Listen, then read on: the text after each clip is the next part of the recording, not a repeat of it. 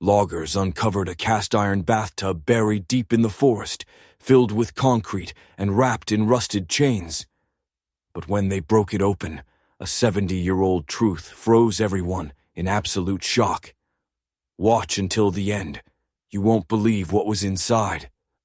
Support the video. Hit like, subscribe, and comment where you're watching from. By the time the fog lifted off the firs, Foreman Mike Jenkins had already counted 3 new dents in the excavator and 1 fresh lie from the logging company's dispatcher.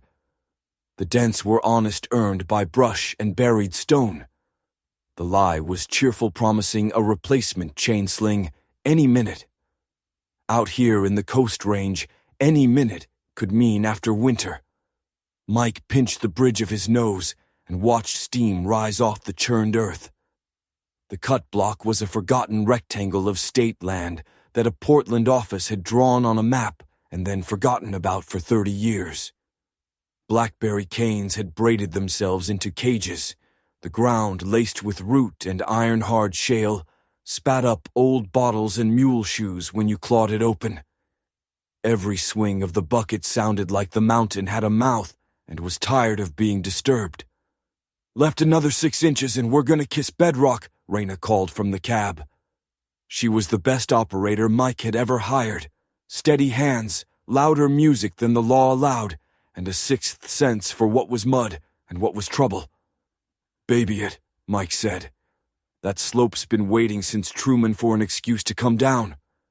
A chainsaw revved somewhere upslope where Oscar, too young, too eager, was cutting windfall into lengths. Tasha, their mechanic, crouched beside a split fuel can, wiping a rag over the spill as if she could erase the smell with pure stubbornness. Raina feathered the sticks. The excavator's bucket eased forward, bit, and scraped. The sound that came up was wrong sharp and ringing, not the dull protest of stone. Mike felt it in his molars. "Hold." He lifted a palm. Raina froze, the bucket blade resting like a fingertip against whatever it had struck. "You hear that?" she said. Tasha straightened. Metal. Oscar slid down the slope, boots throwing pebbles. "Buried car?" His eyes were bright. Oscar believed the woods were a vending machine for good stories if you hit the right button. Mike grabbed a spade and waded into the churned round. He pushed aside the soil Raina's bucket had loosened. Loam, shattered root, and then a curve of something black and smooth under a coat of rust. He scraped. The thing revealed itself in arcs and planes, like a whale surfacing. Not a car panel, not a drum. An edge rolled thick, a lip. "What in?" Mike muttered. Tasha crouched beside him. "Cast iron," she said, tapping gently with the handle of the spade. The note that came back was low and dead, swallowed by mass. "Old, heavy."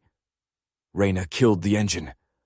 The clearing fell into a silence so complete they could hear the wind comb the firs a ridge away. Oscar leaned in. "Is that a tub?" It was. A bathtub, the old kind. The kind you see in antique stores with price tags that make you cough. Only this one had no claw feet and no porcelain shine. It was stripped to the iron and cocooned in soil. Thick chains, 3 lengths, maybe 4, were wrapped around its belly, their links orange with corrosion, drawn tight as tourniquets and then locked with fat, ugly padlocks that had rotted into lumps. "Somebody really didn't want this thing going anywhere," Tasha said. Mike ran a thumb along the rim and felt a burr, then another. Not cracks, not casting flaws. He leaned closer. The lip was scarred in a pattern, deep gouges dragged through rust down to iron. 4 divots, equidistant, parallel, the first set. A few inches over, another set. He slid his glove along the run, measuring in his head. The spacing was wrong for human fingers. Too far apart for a bear cub. Too wide for cougar. The cuts were old, softened by time, but their intent was still loud. Something with power had tried to claw its way out or in. "You see those?" he asked quietly. Reyna joined them, her shadow paralleling the chain. "Claw marks," she said, and didn't make a joke. Her voice had lost its music. Oscar swallowed. "We get animals out here, right? Cougars, bobcats, maybe—" "These aren't Oregon," Tasha said, and then caught herself. "I mean, they don't look like anything I've seen, and I've pulled quills and bones out of more engines than I can count." "How big?" Mike asked, already knowing the answer from the way the groove swallowed the pad of his thumb. Tasha lined her fingers over the cut. The space between her index and ring finger just fit inside the first pair of arcs. She lifted her hand away as if the iron were hot. Mike stood and looked upslope as if the trees could explain. They couldn't. The sky was thin and white and indifferent. "Let's get it on the truck," he said, defaulting to the solvable problem. "Inventory it. Call it in." Reyna fired the excavator, and Oscar hustled the chain sling. They had 2-inch links, rated for foolish loads. They dug around the tub, threw straps under, tested the weight. The machine squatted as Reyna lifted. "Come on," she said through her teeth. The tub rose 1 inch, 2, straining the sling so tight the fibers sang. Oscar whooped and ducked under to throw a blocking Tim. The sling snapped. It didn't fray or stretch. It detonated, releasing with a report that punched the air out of the clearing. The tub slammed back into its cradle. The rebounding strap whipped across the dirt and carved a furrow past Oscar's boot. He stumbled back and fell, cussing, his face white under the tan. "Jesus," Mike said. His heart had leapt high enough to see daylight. "You all right?" Oscar nodded too fast. Reyna shut the machine down again, hands white on the bars. Tasha walked over and held up the dead sling. The fibers were cleanly cut, like someone had taken a knife to them along 1,000,000 threads. "Nope," she said. "That ain't right." Mike stared at the tub, at the chains, at the way the ground around it was sagging like a tongue. The practical math wrote itself in his head. Mass, leverage, slope, time. He calculated it the way he used to calculate bar fights when he was younger. How many bodies, how many exits, how many ways this could go wrong quick. Every answer pointed to the same place. "We're not dragging it," he said. "We open it." Oscar blinked. "Here?" "Here," Mike said. "We aren't leaving a ton of chained iron 5 minutes from a logging road to become a problem for teenagers with bolt cutters. And I'm not calling Salem to tell them we found a bathtub and then wait 2 weeks for a clipboard to arrive. We open it, see if it's hazardous, then we call." Tasha's eyes flicked to the gouges. "You sure?" "No," Mike said, "but we'll do it smart." He laid out the steps as he spoke them, because the crew knew him, and they always did better when the work had a shape. Trench a moat around the tub to catch debris, pad the rim with cribbing, run a tarp to keep shards contained, bring the small generator and the jackhammer head from base camp. Take it slow. No one stands in the bite. They moved like people who had done time together in hard places. Oscar carved the trench, glancing at the trees like they might walk closer. Reyna eased the bucket in to lift dirt without shifting the tub. Tasha jogged to the truck, radioed base, and told the night guy to pull the generator, fuel, chisel bits, ear protection, and bring them down the fire road. The night guy was 3 coffees into a 12 and told her she owed him a dozen donuts and her grandmother's cookie recipe. She told him he could have the recipe when he learned to make a straight cut. By noon, clouds had thinned into glass. The sun caught the rust and made the chains look wet. A hawk circled once and then decided their noise wasn't worth the calories and glided off. Mike walked the perimeter, hands on hips. He touched the tub again and felt the old metal return nothing. He thought of the stories that filtered through the coast range, the way creeks filtered through gravel, slow, distorted, gathering strangeness.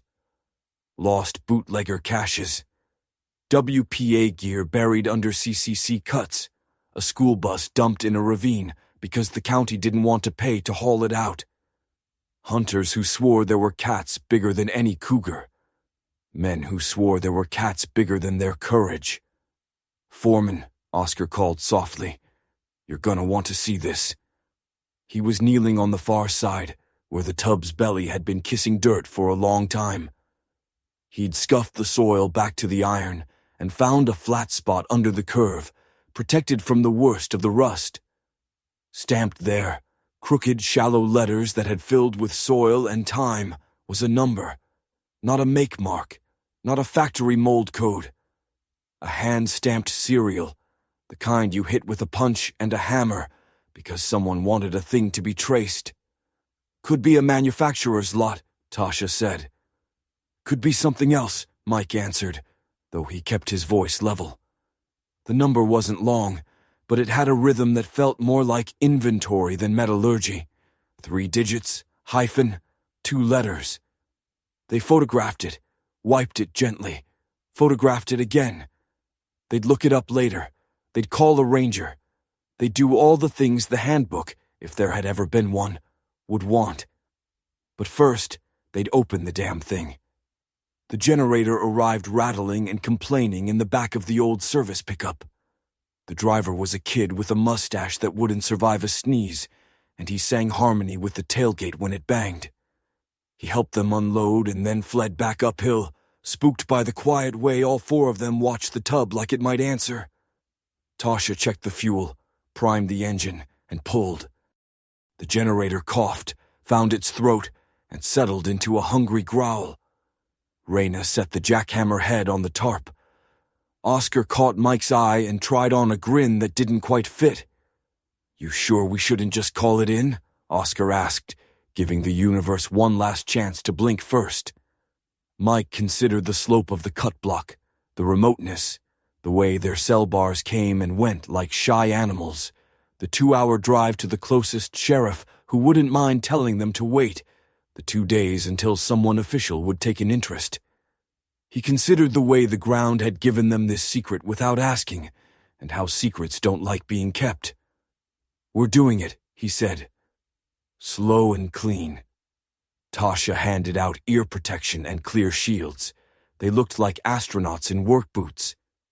Raina, who'd wrestled concrete on a dozen highway jobs, slid her hands into the grips like greeting an old dog. She braced her stance and glanced at Mike, waiting for the nod.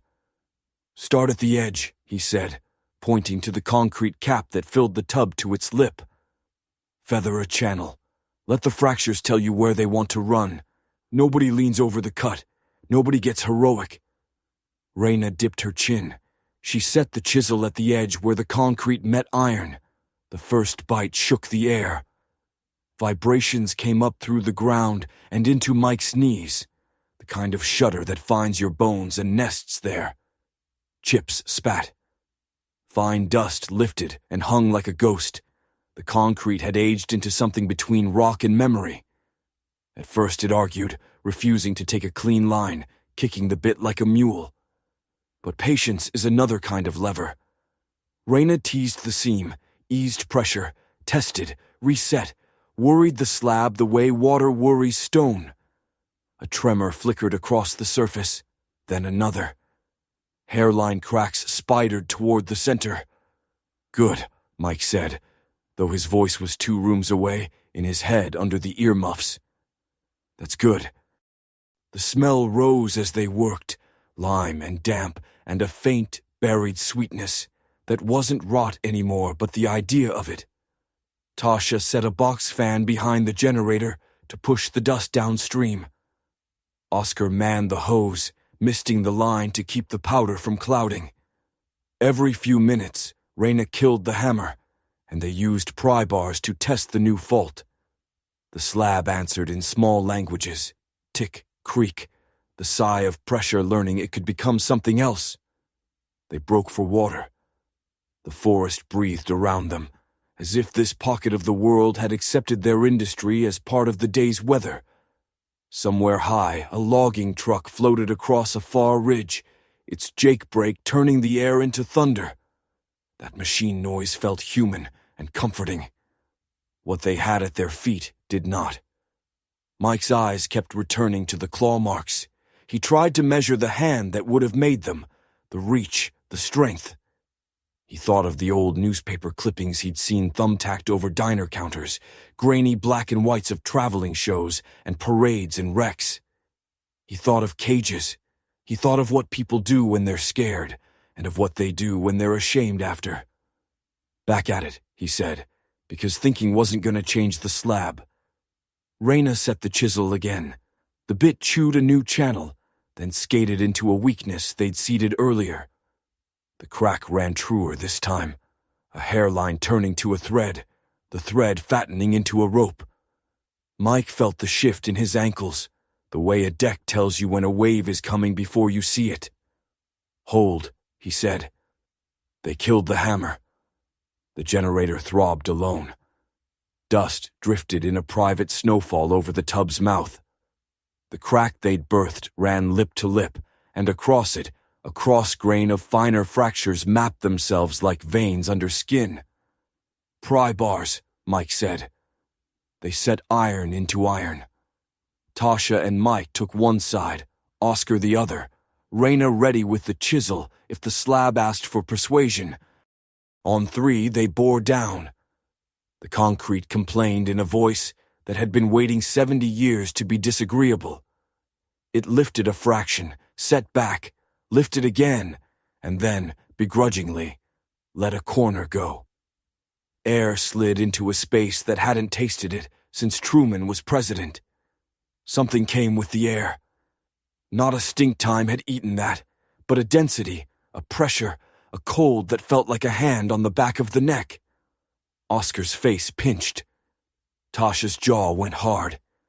Even Raina, who laughed at weather, didn't laugh now.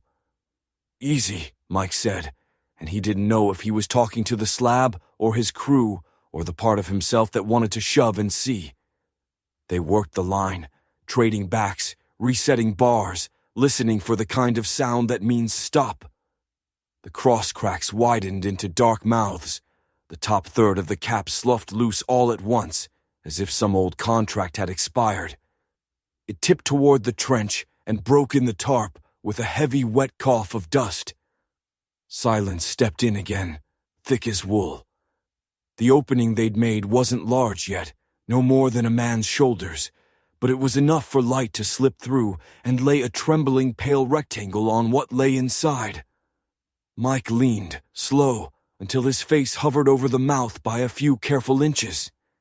He lifted a hand to wave dust aside. His heart did a double kick. He told it to knock it off. At first he saw shapes that meant nothing, curves that could have been root, shadows that could have been stains. Then his eyes adapted and made pattern out of static. Lines, ridges. An arc that was not the tub's rim, but something inside it, something that wore age like lacquer and shape like a secret. "What is it?" Oscar whispered, because whispering felt required. Mike didn't answer. He didn't have a word yet. He had a sense, the way you have a sense, walking into an old church, that your footsteps should learn manners. He thumbed his phone awake and turned the light on, aiming the beam into the cut. The glare hit dust and made stars. The stars settled. A pale curve resolved thicker than a man's wrist, ridged with fine seams, sweeping in a clean arc before burying itself again in concrete dust. Beside it, a line of nubs like buttons marched along a cylinder that was not a pipe. The light moved, and two hollows answered it. Sockets not meant for bolts. They were too perfect, too round, too hungry. Between them a ridge rose, gentle and terrible. Mike exhaled. The breath left him like he couldn't use it anyway. He thought, absurdly, of the old zoo near his childhood home, of the day a school bus took his class to stare at animals that had not asked to be stared at. He He remembered a sign with a Latin name and a drawing. He remembered the size of a skull you can feel through glass. Behind him, the generator burred like a dim animal. The forest leaned in, listening. "Okay," Mike said, his voice made of dry leaves. "Okay." He didn't say what he saw, not yet. He let the words sit there, a small dam against a larger river. "Reyna," he said, keeping his eyes on the mouth of the tub. "We're going to widen it. Same line. Careful." Reyna swallowed and nodded. Her hands were steady when she took the hammer again. They set to work, slower than before, because reverence has a speed. The chisel traced the fault. The slab shivered. The crosshatch opened. The second section came off cleaner, obedient now that it had remembered how. This time, when air moved across the opening, it brought with it the faintest suggestion of something wild and distant, like the ghost of straw and sun-baked hide in an empty circus field a lifetime ago. No one said a word. And then the light reached further, fell fuller, and the shape inside the tub showed itself with a kind of calm that has earned the right to be calm. All four of them froze where they were, as if some old command had snapped tight around their spines. Mike's phone light trembled in his hand, but his arm held steady. The beam laid a white path over a broad, domed skull, over the elegant bridge of a muzzle, over an array of teeth that were no longer teeth, but the idea of them, over the great cupped houses where eyes had lived, eyes that had watched a world so far from this damp Oregon hollow. He didn't say the word out loud. He didn't need to. It was in the shape of their silence. Outside the circle of dust and iron and history, the wind rose and passed through the firs like a stadium of small voices rising and falling in a language nobody had spoken here in 70 years. The forest felt different after they saw the skull. Before, the clearing had only been a workplace mud, diesel, routine danger. Now it felt like a sealed room with something ancient finally exhaling. The air pressed heavier on their lungs. Every creak of a branch sounded like a warning. But they had no choice except to keep going.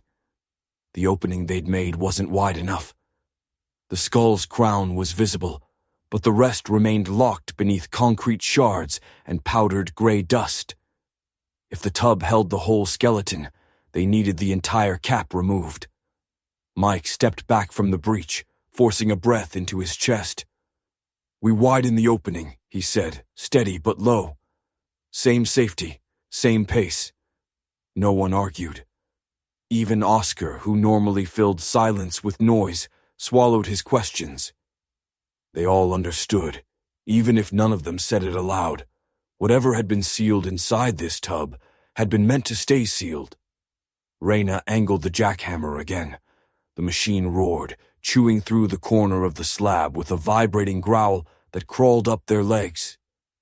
Concrete dust sprayed in arcs, catching the light like pale insects. The fractures deepened, running like lightning across the cap. Tasha set blocks around the tub's perimeter to keep shifting earth from sliding inward. The trench was widening with each impact, small pebbles skittering down the sides like something was moving beneath the ground. Every time it happened, Oscar flinched. "Relax," Tasha muttered. "It's just settling." Oscar didn't answer. He never took his eyes off the broken opening, as if expecting some part of the skull to shift. The next section of concrete surrendered faster than the first. A long crack ripped through it with a sudden, violent pop. Reyna killed the jackhammer instantly, instinct from years of reading material tension. "All right," she said. "She's loose." They worked in coordinated silence. Pry bars wedged under the new slab, knees bent. One synchronized push, the piece tipped forward and crashed into the lined trench, shattering into chalky fragments. Dust rose again, thicker this time, heavier, and that same cold breath of sealed darkness drifted up from the widening hollow. Oscar coughed into his sleeve. "Smells like old books or something." "No," Mike said quietly. older. They all leaned slightly toward the tub, careful, outside the danger line, but close enough now to see the skull more clearly. Dust still clung to its curves, but its size was undeniable. A massive arc of bone, proportioned in a way no forest animal in Oregon had ever been. The skull alone was nearly the width of the tub. Reyna exhaled slowly. "I've seen lion bones in a museum once," she said. "This looks like that." Oscar blinked. "Lions, in Oregon." Mike didn't look at him. Not for a very long time. They didn't need official confirmation to recognize what their eyes already understood. But recognition came with discomfort. Questions. Fear of what else might be in there. They widened the opening again. The jackhammer bit into the concrete, each impact vibrating through the skull below, like a distant echo of violence long past. As the next slab loosened, the outline of two massive vertebrae emerged beneath the dust, each one larger than a human fist, arranged in a graceful curve that had once anchored a powerful predator's neck. The sight slowed everyone's movements. It wasn't just a skeleton. It was a structure, something majestic in life, entombed in crude brutality. Tasha wiped sweat from her brow, her gloves streaked gray. "Who the hell kills something like this?" she asked, "and then buries it like that?" Mike didn't answer.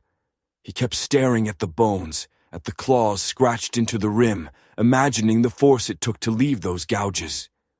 Imagining the panic, the final moments of something that was never meant to die here.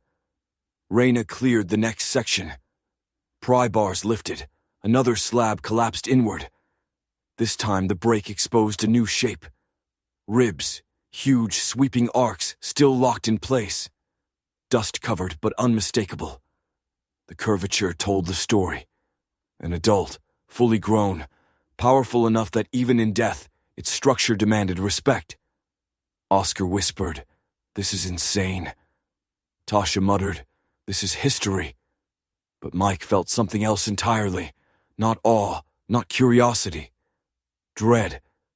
Something about this burial wasn't practical. It wasn't scientific. It wasn't even clean. It was desperate. Reyna shut off the generator for a moment, giving their ears a break. The sudden silence struck hard. So sudden that every one of them instinctively checked the tree line, half expecting something to be watching. The woods were still. Too still. "Let's clear the rest," Mike said, the words carrying more weight than intended. They prepared for the final cut. The largest slab remained across the tub's lower half, and once it was gone, the entire contents would be visible. Reyna set the jackhammer on the last section. The bit chewed deeper and deeper, and fractures spread quickly, stressed by age, time, and the earlier cuts. The concrete fought less now, as if the tub had accepted its fate. Cracks shot across the final slab like a spider web. Dust puffed upward in bursts. The last piece sagged under its own weight before they even touched it. Mike teamed with Reyna and Oscar. 3 pry bars, 3 steady pulls. The slab broke free and slammed into the trench. The dust settled, and the inside of the tub finally revealed its full, terrible contents. The skeleton was intact, perfectly preserved, despite time, weather, and burial. The skull, the spine, the ribs, the thick leg bones curled inward, all arranged in the natural posture of a body that had once lain inside flesh. Except bones don't arrange themselves this perfectly after death, not unless someone placed them that way. And surrounding the lower half of the skeleton were dark patches stains absorbed deep into the iron. Old, faded, but not forgotten. Oscar's voice trembled. "That's blood, isn't it?" "No," Tasha said. "Not anymore." She swallowed. "But it was." Reyna stepped closer, slow, cautious. "This thing looks like it was put here deliberately, not thrown, not dumped." Mike nodded, jaw tight. "Sealed, Secured, buried deep. Someone didn't just kill it. He traced the line of chains welded into the tub's rim. They tried to erase it. No one spoke. Wind finally returned to the forest, whispering through the firs like a passing judgment. Mike exhaled. We're calling the sheriff, and the state archaeologist, and whoever else handles something like this. Oscar found his voice. What do we even tell them? Mike stared into the tub, at the immaculate skeleton of an African lion resting in an Oregon forest like a fallen king. We tell them the truth, he said. We found a secret someone wanted buried forever. And as he said it, he couldn't shake the feeling that the forest itself was listening. Relieved that after 70 long, silent years, the truth had finally clawed its way back into the light. Mike didn't sleep that night. None of them did. Even after the sheriff arrived, after the perimeter was marked with tape, after the officials shook their heads in disbelief and told the crew to pack up until the site was cleared, there was no sleep to be had. Images of the skeleton burned behind their eyelids, the massive skull, the preserved ribs, the dark stains baked into the tub's iron. But by dawn the next morning, the investigation had already begun. Sheriff Davenport, a tall, gray-bearded man with more years in the county than most of the trees, returned with 2 deputies, a state forensic analyst, and an archaeologist from the Oregon Historical Office. The crew wasn't allowed to enter the taped area, but Mike stayed close, watching every step with the tight, restless stance of someone guarding a secret he didn't ask for. The forensic analyst, Dr. Karen Hall, knelt beside the tub, her gloved fingers hovering over the rim without touching it. Preservation is excellent, she said softly, almost reverently. 70 years at least, maybe more. The archaeologist, Dr. Morris, traced the claw marks along the iron. These weren't made post-mortem, he said. These were made while the animal was alive. Oscar, hovering by a tree with a thermos he wasn't drinking from, flinched. It was alive in there. No, Dr. Morris said, shaking his head. Not in the tub, but these scratches. They were likely made shortly before death. He paused, adjusting his glasses. Whatever killed this animal, it fought. Mike's jaw tightened. He'd thought the same thing, but hearing a professional say it turned intuition into fact. The sheriff paced around the tub, hands on his belt. You're telling me someone dragged a full-grown lion into the woods, stuffed it in a bathtub, filled it with concrete, and chained the whole thing shut, just to bury it? It wasn't dragged, Dr. Hall corrected quietly. She pointed to the bones. The skeleton is nearly perfectly articulated. Everything is in natural position. That means the body was placed with care before decomposition. Whoever did this handled it gently. Oscar wiped his palms on his jeans. Gently. They killed it. Dr. Hall didn't disagree.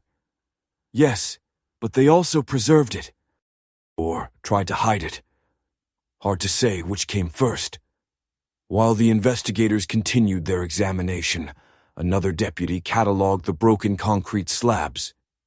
Scattered among the dust and shards was something no one had noticed the day before, a small, corroded metal tag wedged between 2 fragments of concrete. Sheriff, the deputy called. You'll want to see this. Mike felt the hair on his arms lift.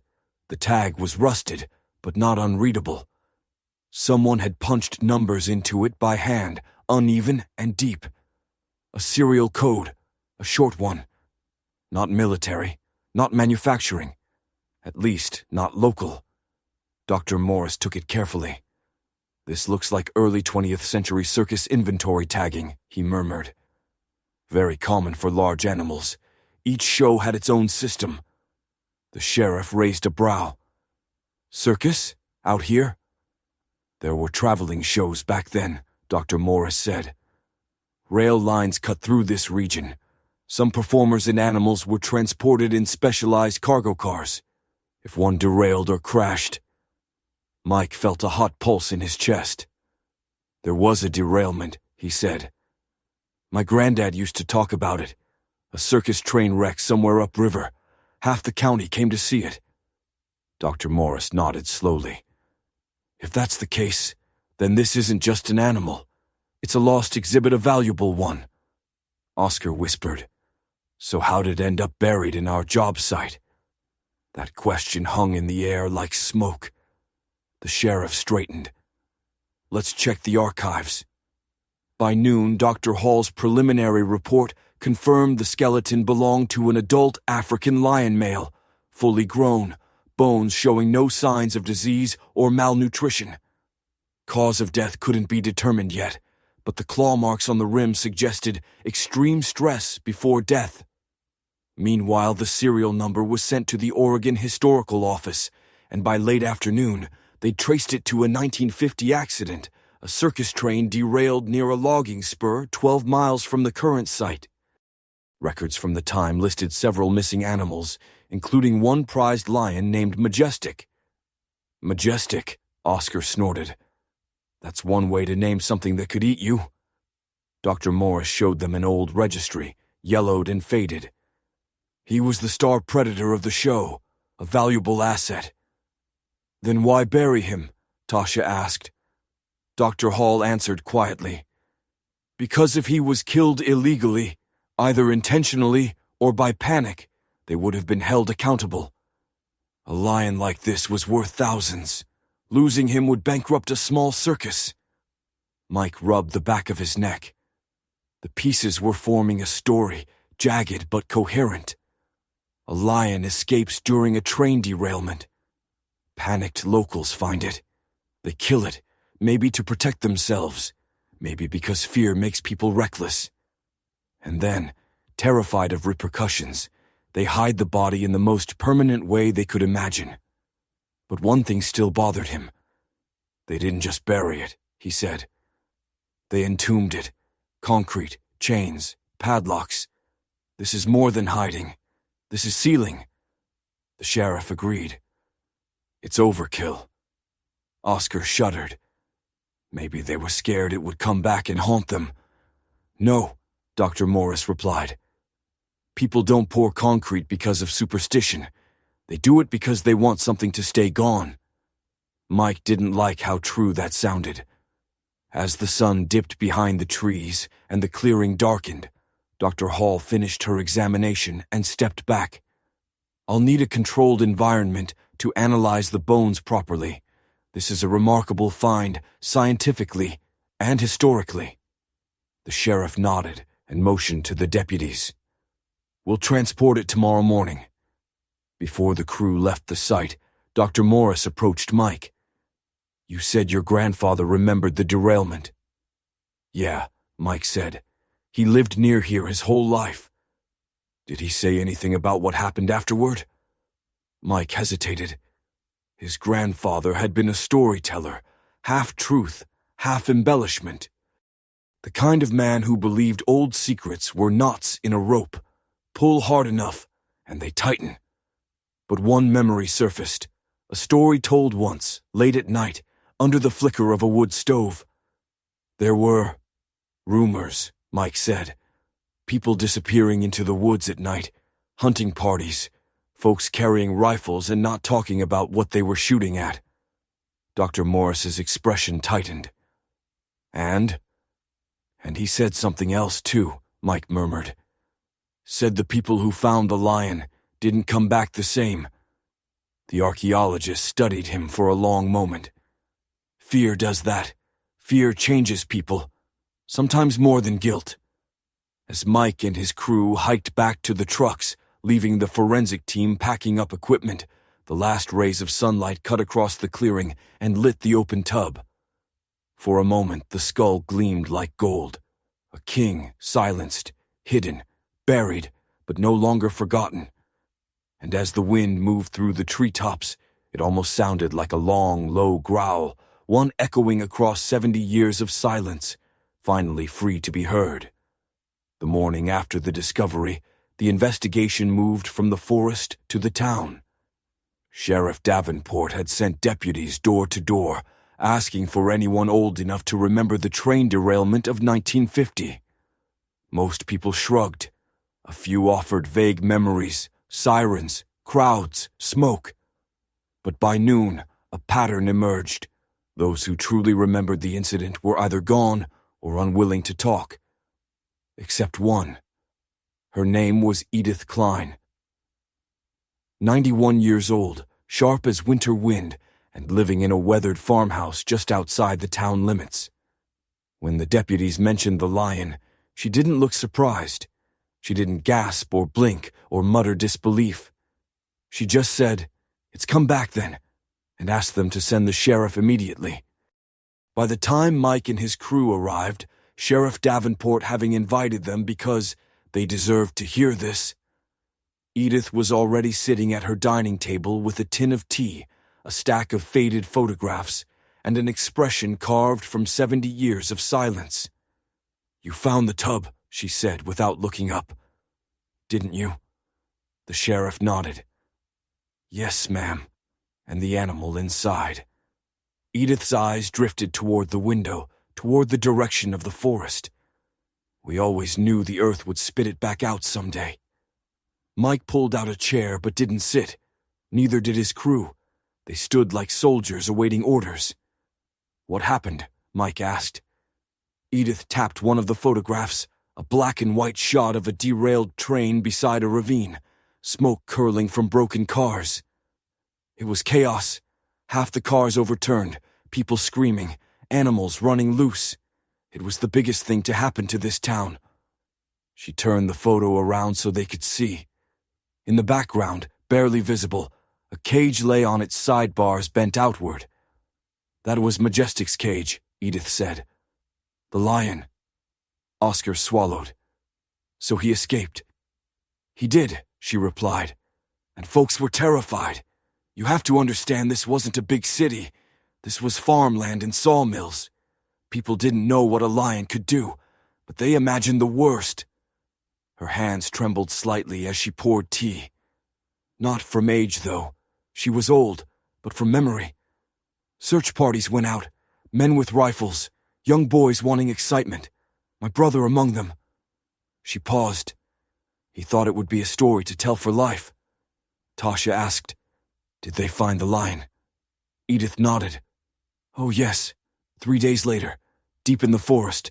Majestic wasn't hunting or attacking.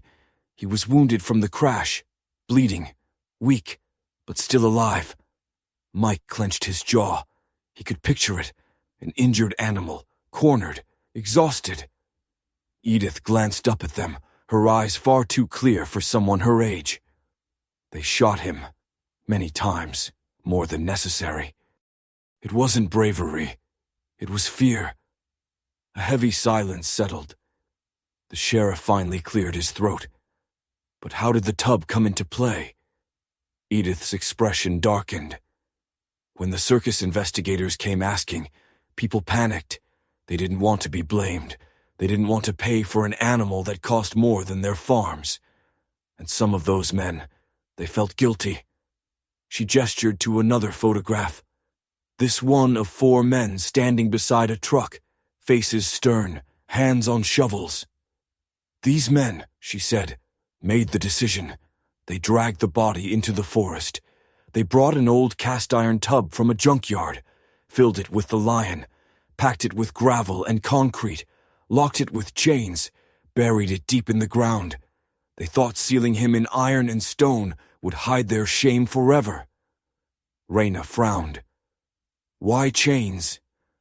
"Superstition," Edith whispered.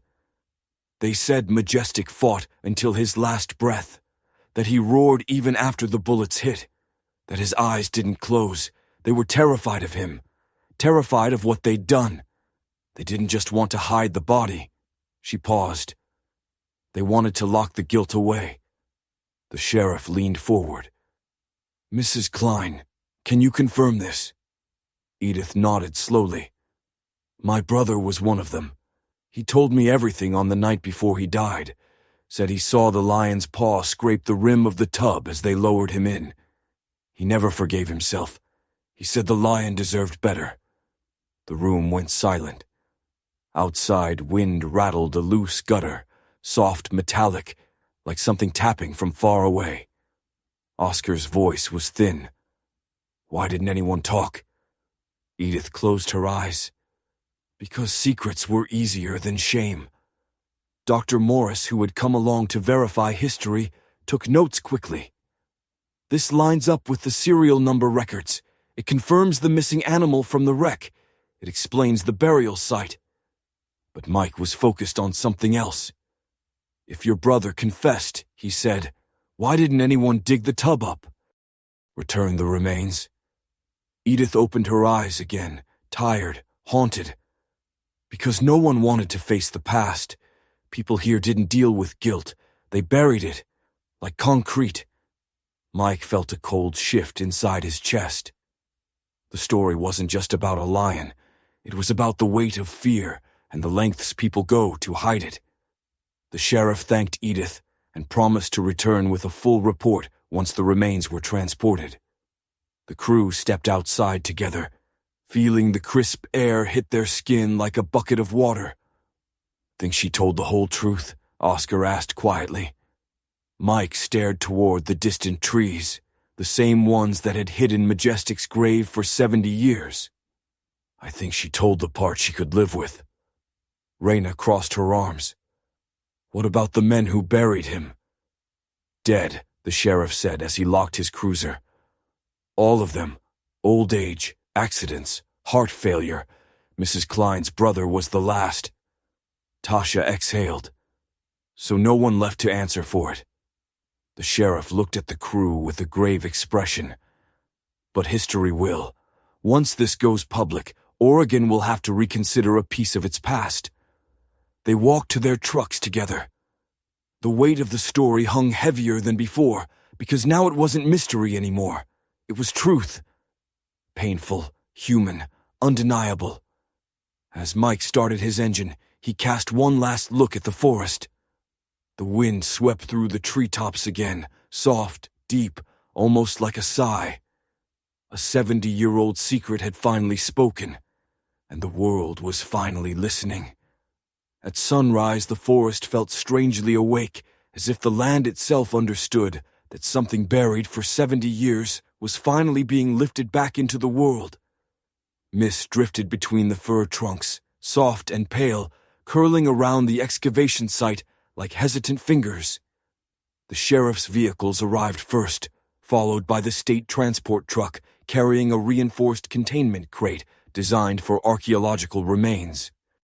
Mike and his crew stood a short distance away, drinking bitter camp coffee and watching the professionals move with slow, methodical precision. No one spoke. Words felt too small for what the day meant. Dr. Hall stepped into the clearing with a clipboard tucked under her arm, her expression calm but solemn. We're beginning removal, she told the sheriff. I'd like the crew to stay nearby. They were the first to see this, and they deserve to be present. Mike nodded silently. He appreciated the gesture. But more than that, he felt responsible like someone who had cracked open a door that had been sealed for a reason. The containment crate was lowered beside the tub. A team of technicians laid padded boards along the trench and secured harnesses around the iron rim. The chains were carefully cut away, not aggressively, but with the deliberate care of people handling something sacred. Oscar whispered, "Feels like a funeral." Tasha answered, "Maybe it is. Maybe it always was." Raina stayed silent, watching the process with a focused, almost protective stare. Bit by bit, the tub was lifted, tilted, and settled onto a stabilization frame. The skeleton inside shifted only slightly. Even in death, even in disassembly, Majestic held his shape. When the time came to transfer the bones, Dr. Hall motioned the technicians back and addressed the crew directly. "If any of you want to step forward, now is the time." Mike approached first. His boots sank slightly into the churned soil, and when he reached the edge of the tub, he felt a heaviness in his chest. Part awe, part guilt, part something else he couldn't name.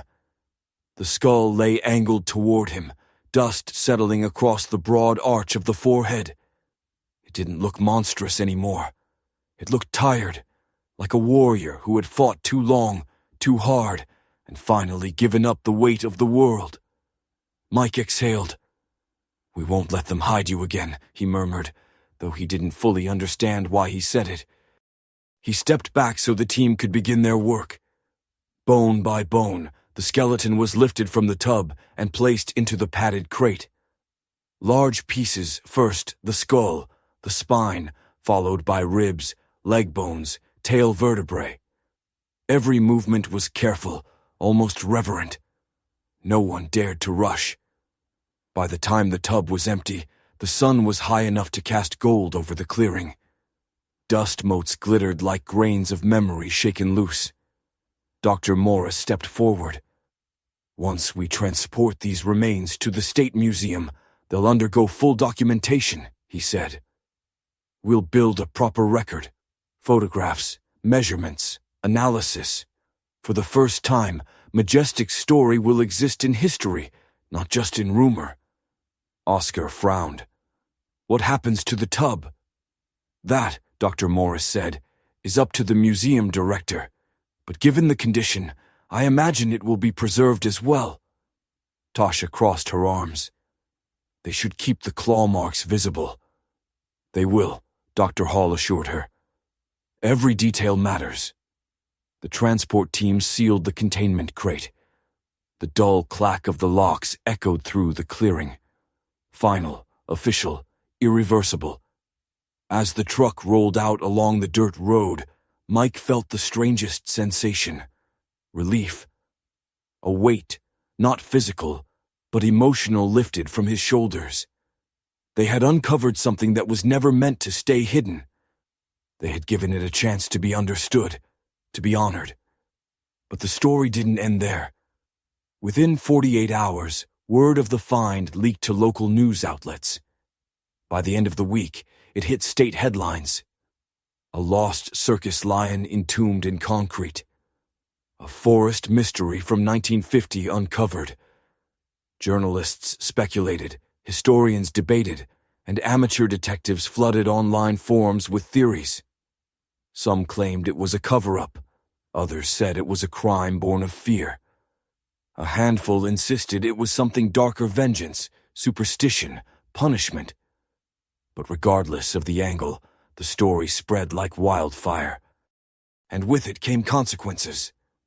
The State Historical Museum announced it would build a brand new exhibit titled Majestic, the Lion of Oregon. The display would feature the restored skeleton, the preserved tub, the serial tag, and a full recounting of the 1950 train derailment, including the community's role in what happened afterward. School groups planned field trips. Newspapers published archives from the old derailment. Elderly residents, some who had stayed silent for decades, finally began telling their versions of the story to anyone who would listen. For the first time, the town confronted the truth openly. Meanwhile, the forest clearing, once just another logging plot, took on a new life. The state paused all development there. The land was placed under temporary protection, pending review for historical designation. Mike received word 1 week later that a board meeting had decided unanimously the site would not be logged. Instead, it would become a memorial, a small wooden platform, a plaque detailing the discovery, a place where people could stand and reflect on a story that had been buried under fear for too long. "Feels right," Raina said when the crew visited the site together. "Better than paving over it." Oscar nodded quietly. "I still can't stop thinking about the marks on the tub." "That wasn't the lion," Tasha said. "Not just him. That was the fear of the people who put him there." Mike agreed. "Fear leaves scars too." They stood in silence a long moment, listening to the forest settle around them. The wind rustled the treetops. A raven croaked from a high branch. The world continued, but changed just slightly. After a while, Oscar kicked softly at the dirt. Crazy, isn't it? You do a normal job, dig up a bathtub, and suddenly you're part of Oregon history. Mike smiled, the first real one in days. Yeah, not bad for a week's work. They walked back to their trucks, boots crunching through last year's leaves. The forest no longer felt heavy. It felt peaceful, like a story finally finished.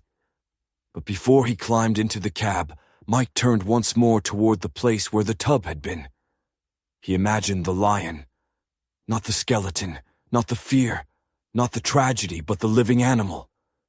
Majestic, powerful, out of place in Oregon's woods, yet dignified even in suffering. Rest now, Mike whispered under his breath. The wind stirred, gentle and warm, almost like it understood. This discovery stayed buried for 70 years, hiding a story no one wanted to face. Now the truth is finally out. If you enjoyed this story, make sure to like, subscribe, and comment your thoughts about this mystery.